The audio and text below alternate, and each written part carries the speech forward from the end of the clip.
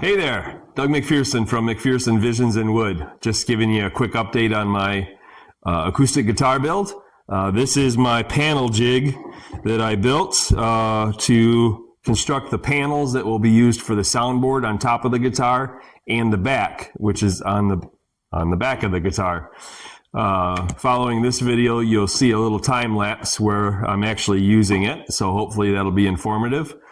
But basically, it's just two grids that are made out of plywood that are flat, and then you squeeze the panel in between, and then you wrap it with the rope, and then you push the wedges in, which makes the rope taut, and not only keeps the individual pieces flat, but it also squeezes them together so that you have nice tight glue joints. So it's pretty slick.